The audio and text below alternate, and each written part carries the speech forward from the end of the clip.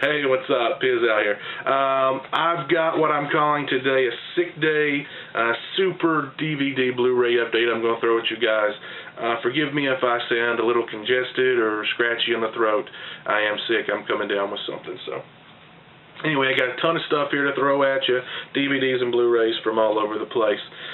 So without further ado, I will jump in. The first Blu-ray I want to talk about is John Carpenter's Big Trouble in Little China. It's just a classic flick, sort of tough guy action movie meets sci-fi with some horror elements, just off the wall, really cool, fun stuff.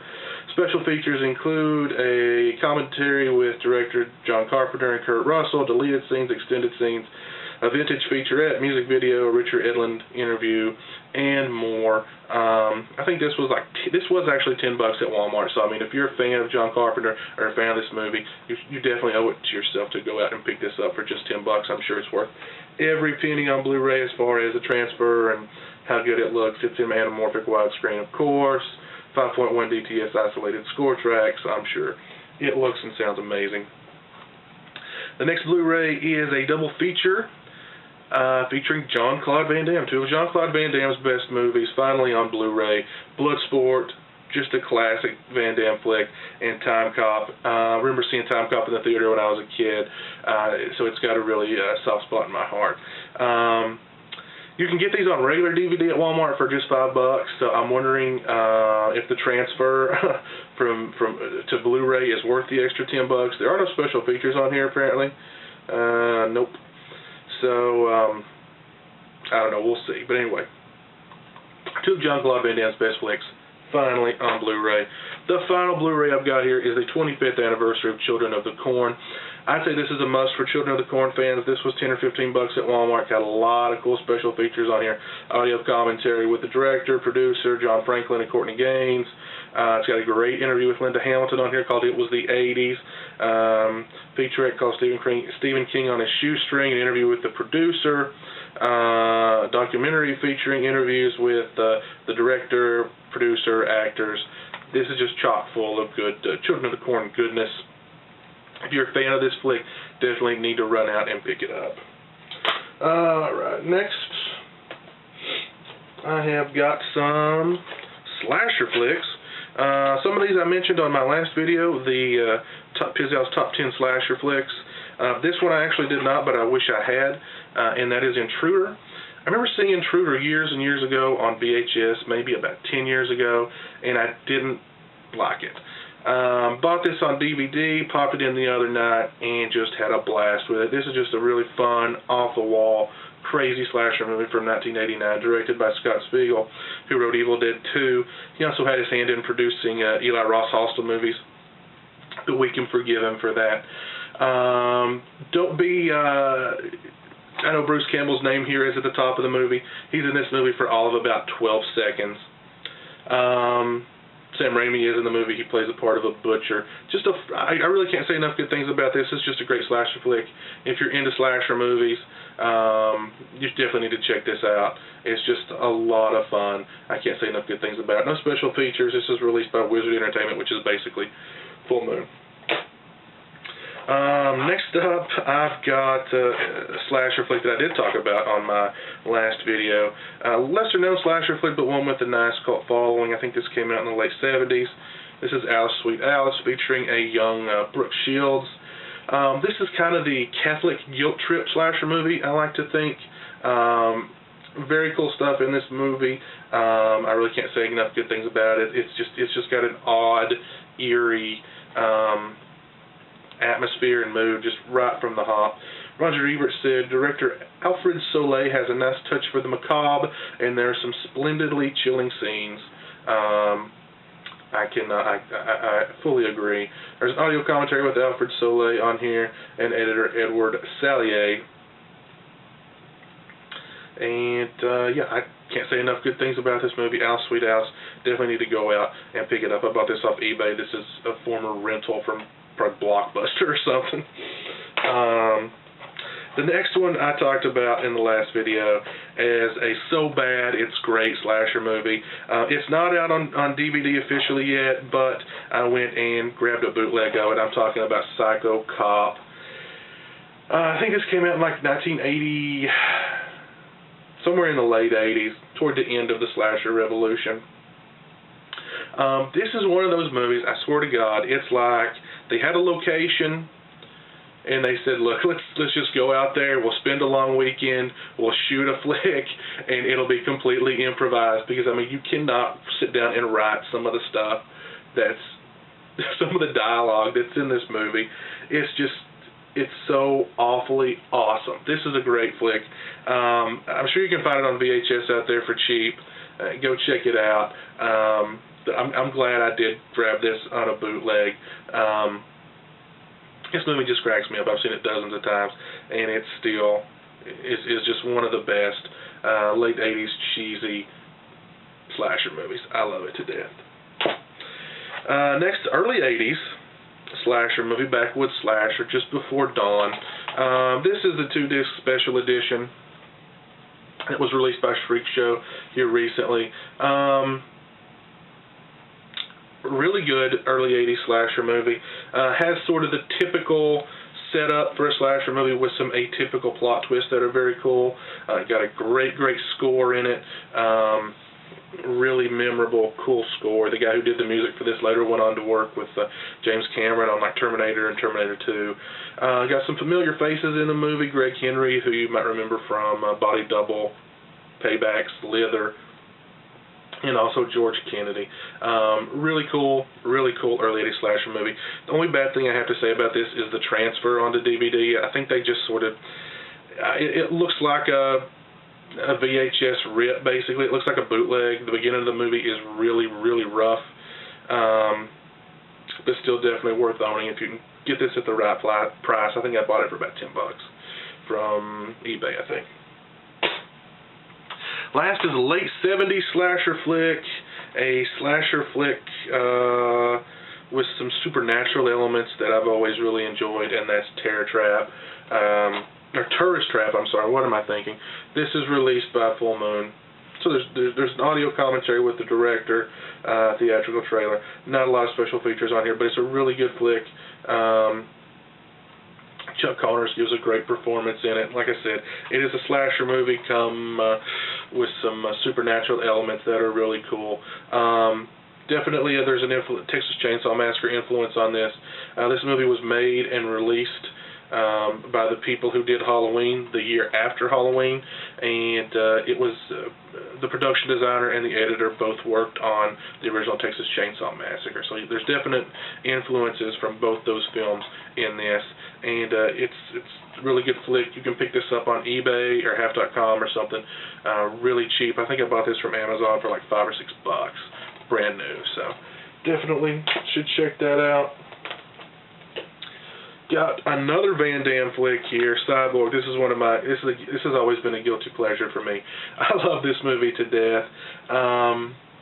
I've actually heard a rumor that the director Albert Pyan is going to do a director's cut of this. I don't know if it's an official. I don't think it's going to be an official release. It sounds like it's something that he's going to maybe bootleg himself. I don't know, but there's supposed to be a longer version of this, a lot more violent version of this that he's going to put out. I've heard.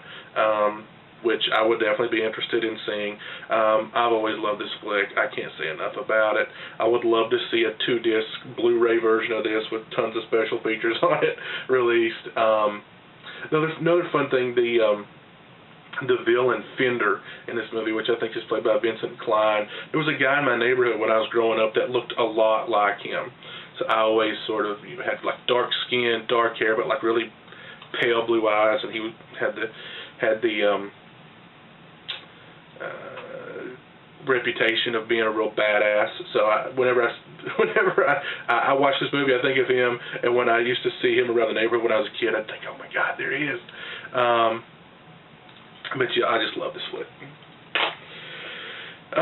Next is another flick that I love. I saw this movie a few years ago, and for some reason I didn't buy it immediately after watching it, but I'm talking about Them, also known as Eels. This is a great sort of, it's a horror flick, of course. I don't want to talk too much about it to kind of give it away.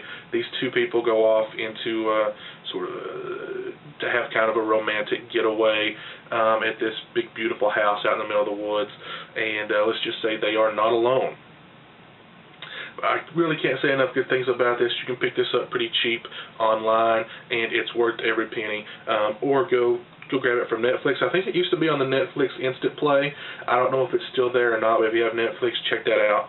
It's definitely worth a rental. It's absolutely worth a buy. That's Them Classic Flick. I got some Big Lots purchases here. Tom Green, the Subway Monkey Hour. I love Tom Green. The Tom Green Show, the classic Tom Green Show that aired on MTV, absolutely cracked me up. And this was sort of his final go with MTV. The Subway Monkey Hour. This happened shortly after Freddy Got Fingered came out, which kind of destroyed Tom Green's career. But this is hilarious. This is just Tom Green in Japan, acting very Tom Greenish, doing a lot of funny, crazy, off-the-wall stuff. It cracks me up. Tom Green back then could do no wrong in my eyes. He absolutely cracked me up. I even like Freddy Got Fingered, for God's sake. Next is an infamous movie from writer-director Vincent Gallo. That is The Brown Bunny. Now, if you're not aware of The Brown Bunny has a very interesting history. The Brown Bunny premiered at like the Cannes Film Festival or something like that. And Roger Ebert wrote a scathing review of this movie. Vincent Gallo, in turn, put a curse on Roger Ebert's colon. Roger Ebert then developed colon cancer. The moral of the story is, do not piss off Vincent Gallo. He will give you cancer. The funny thing is, Vincent Gallo basically re-edited the movie, sort of took care of the problems that Roger Ebert talked about in his review, his scathing review of the movie, and re-released the movie, and Roger Ebert then gave it a good review. So this movie is also infamous for the fact that Chloe Sevigny performs fellatio on Vincent Gallo. I think this is the first mainstream movie that ever features a scene of fellatio, an uncut scene of fellatio. So that's interesting. I think the movie's kind of worth watching just for that alone, and due to the fact that Vincent Gallo gave Roger Ebert cancer because of this movie. $3 at Big Lots. I've seen it. I enjoyed it. I think it's still a little bit too long, but don't give me cancer, Vincent, please. I do like the movie a lot. Not as good as Buffalo 66, which was the movie that he had directed prior to this. Highly, highly recommend Buffalo 66. The last is what looks to be a cheesy, fun serial killer movie starring Michael Madsen, and that is Chasing Ghosts. For $3, anything. Check out the cast. We've got Michael Madsen, we've got Meatloaf in it, we've got Gary Busey in it, and Michael Rooker. All right, that's a recipe for a great cheesy serial killer flick. So definitely going to check this out, and hopefully it's pretty fun. Next, I have got a box set from Big Lots. This is the DVD 6-pack featuring the following movies: Prom Night, Skeleton Man, Vampire Wars, The Nurse, The Howling 4, and The Ghoulies 4. I basically bought this for The Howling 4 and The Ghoulies 4. The Howling 4, all the Howling movies after the original Howling movie is a classic, but all the Howling movies after that, I'm just fascinated by. I don't know what it is about them. I'm just fascinated by them. I remember seeing, like, being a kid, growing up in the mom and pop video stores and seeing the posters and the stand-ups and stuff for Howling 4 and Howling 5 and stuff. And so, yeah, those movies are bad, but I've kind of got a soft spot for them. And Ghoulies 4, which is directed by Jim Wynorski, one of my favorite horror directors. The last two things I want to talk about, picked these up at Walmart for like 10 or 13 bucks each. Beavis and Butthead, the Mike Judge Collections, Volume 2 and 3. Didn't see Volume 1 or I would have picked it up too. when I was in middle school and Beavis and Butthead were first airing on MTV, they were the end-all be-all for me and for a lot of people. I remember all my friends and I, we did that, you know, the goofy Beavis and Butthead voices, stuff. We talked that way constantly. I'm really looking forward to revisiting Beavis and Butthead. It's been so long since I've seen them. Let's see, Volume 2, 40 cartoons handpicked by Mike Judge. Very cool. Volume 3, 42 cartoons handpicked by Mike Judge. These, of course, also feature music videos from the show, including Beavis and Butthead commentary over them, which was great. Really looking forward to sitting down and checking in with the boys. It's been a long time. I've missed them. Definitely need to go find Volume 1 to complete the collection. But, yeah, Beavis and Butthead, the Mike Judge Collections, Volume 2 and Volume 3. So, anyway, yeah, until next time, thanks for watching, and peace.